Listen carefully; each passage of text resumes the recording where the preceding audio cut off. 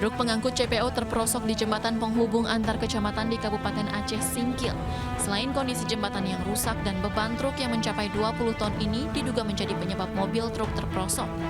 Hal ini menyebabkan kemacetan di sekitar jembatan lantaran mobil tak dapat melintas. Sementara itu, pemerintah daerah telah menyiapkan jembatan baru di samping jembatan yang rusak. Namun hingga kini pembangunan jembatan tersebut tidak kunjung selesai hingga belum bisa dilintasi.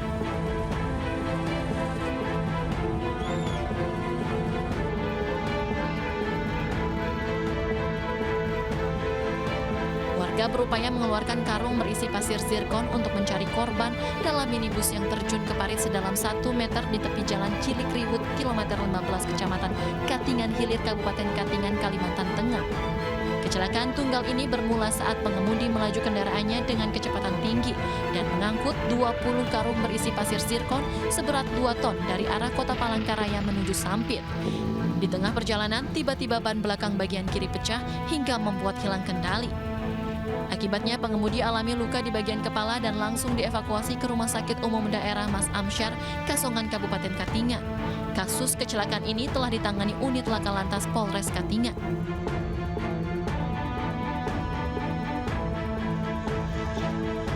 Warga Kampung Pagang, Kelurahan Parakerumbio, Kecamatan Nanggalo, Kota Padang berhasil menemukan korban yang berada di dasar sungai di kawasan banjir Kanal Kampung Pagang, Parakerumbio dalam kondisi tidak sadarkan diri. Korban yang berusia 11 tahun ini langsung dibawa ke Rumah Sakit Umum Daerah Rasidin Sungai Sapih untuk mendapatkan pertolongan medis. Namun nyawa korban tak dapat diselamatkan. Selanjutnya jenazah korban dibawa ke rumah duka di daerah Pagang, Parakerumbio untuk dibawa ke kampung halamannya di daerah Pasaman. Sebelumnya korban diketahui bermain sepak bola bersama 4 orang rekannya di pinggir sungai banjir kanal. Namun korban yang tidak bisa berenang nekat terjun ke sungai untuk mengambil bolanya yang jatuh ke air hingga akhirnya terseret arus sungai yang berarus deras. Saksi kunci kasus kematian Brigadir J, Baradae memenuhi panggilan Komnas HAM. Selain Baradae, Komnas HAM juga memanggil 6 ajudan Kadif Propam nonaktif Polri Irjen Verdi Sambo. Baradae datang di kantor Komnas HAM Jakarta Selasa siang. Baradae datang dengan pengawalan ketat petugas dan tidak menyampaikan ucapan apapun kepada media. Komnas HAM menyebut keterangan Baradae sangat penting untuk mengungkap kematian Brigadir J. Sistem pemeriksaan yang dilaksanakan oleh Komnas HAM yaitu ada 2 tahap. Yang pertama diperiksa bersamaan dan yang kedua akan diperiksa satu persatu atau perorangan. Pemanggilan ke-7 ajudan Kadif Propam nonaktif Irjen Pol Verdi Sambo pada hari ini bermaksud untuk menggali keterangan guna mendukung pengungkapan kasus yang menewaskan Brigadir J. Pemirsa, Baradae dan sejumlah ajudan Kadif Propam nonaktif hari ini menjalani pemeriksaan di Komnas HAM sejak siang hari tadi, dan sudah ada rekan kami Yasmin Atania yang berada di Komnas HAM Jakarta. Yasmin, dari informasi yang kami terima, ini pemeriksaan sudah selesai atau belum?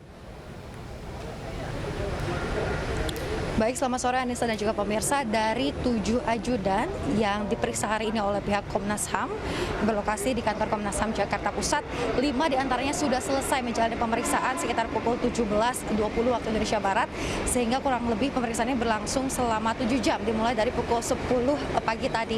Dan tadi memang sudah keluar kelimanya dan sudah meninggalkan kantor Komnas HAM, namun 2 lainnya, ya diantaranya ada Baradae, hingga saat ini masih menjalani pemeriksaan oleh pihak Komnas HAM. Tentunya ditanyakan terkait dengan tewasnya Brigadir J beberapa waktu lalu yang diduga ini sempat melakukan baku tembak dengan Baradae sehingga menewaskan Brigadir J pada 8 Juli 2022 lalu.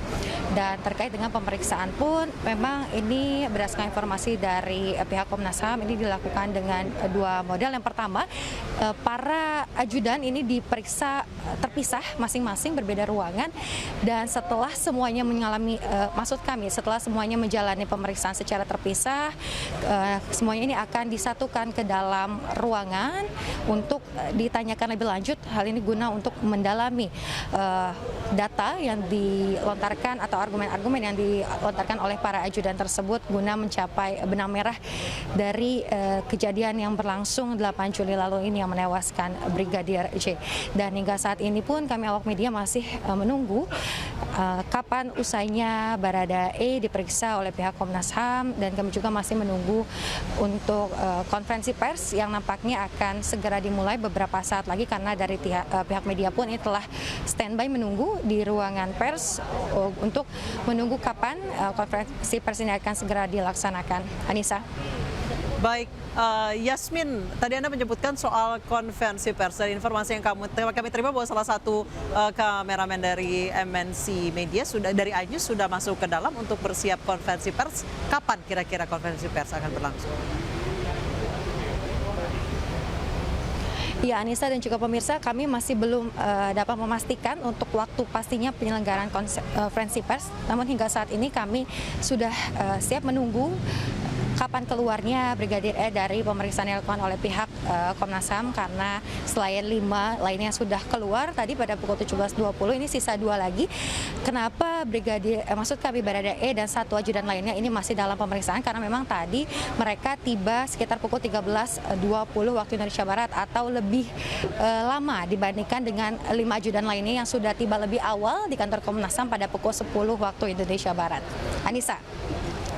Baik, dari 5 ajudan yang tadi Anda mengatakan sudah selesai diperiksa, apa keterangan yang bisa digali dari mereka pada saat usai diperiksa oleh Komnas HAM?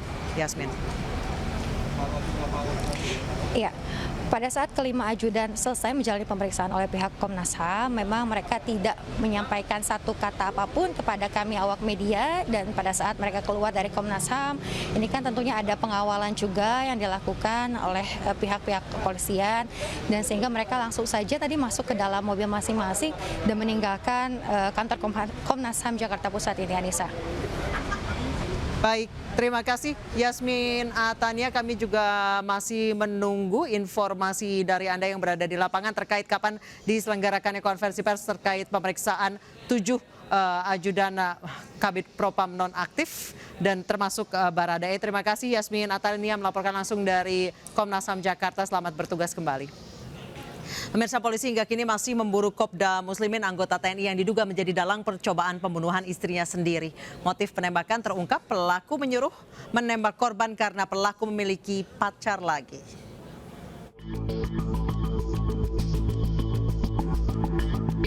Hingga kini Kopral 2 Muslimin masih menjadi buronan atas kasus penembakan istrinya sendiri. Keberadaan Kopda Muslimin kini dalam pencarian tim gabungan TNI Polri. Sebelumnya 5 hari pasca insiden terjadi, tim gabungan telah menangkap 5 pelaku. 4 orang merupakan eksekutor lapangan dan 1 lainnya sebagai pemasok senjata api. Sementara itu, Panglima TNI Jenderal Andika Perkasa mengungkap bahwa otak dari kejadian ini adalah sang suami korban. Hal itu berdasarkan keterangan dari para saksi. Berarti yang masih at large, yang masih hilang adalah mastermind-nya ini, yaitu suami korban sendiri. Karena dari semua keterangan saksi menunjuk ke suami korban. Pasca operasi pengangkatan proyektil di tubuhnya, kesehatan korban sempat menurun.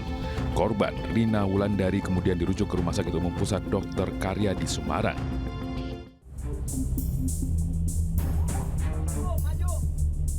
Seorang pengendara mobil adu mulut dengan rombongan pengendara lain yang bersikap arogan di jalan.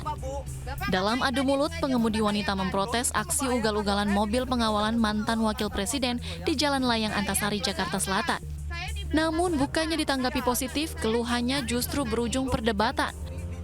Video yang diunggah Memo Medsos melalui akun Instagram ini pun mendapat beragam komentar dari warganet.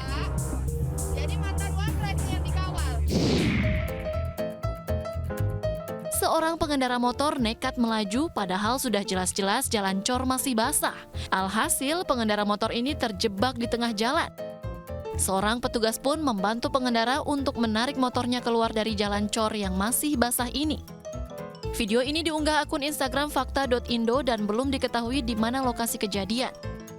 Akibat ulah pemotor ini, jalan cor yang awalnya rapi kini menjadi rusak dan harus diperbaiki kembali.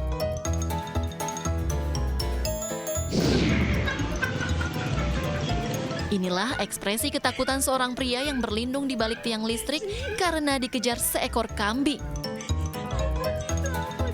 Video yang diunggah akun Instagram Ngakak Sehat ini mendapat beragam komentar dari warganet lantaran aksi lucu pria ini menghindari kejaran seekor kambing hingga terjatuh.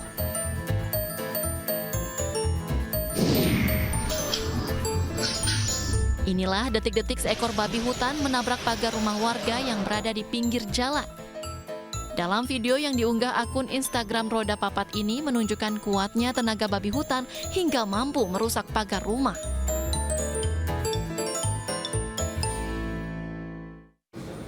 Ratusan personel polisi dikerahkan mengamankan otopsi ulang jenazah Brigadir J. Informasi selengkapnya usai jeda.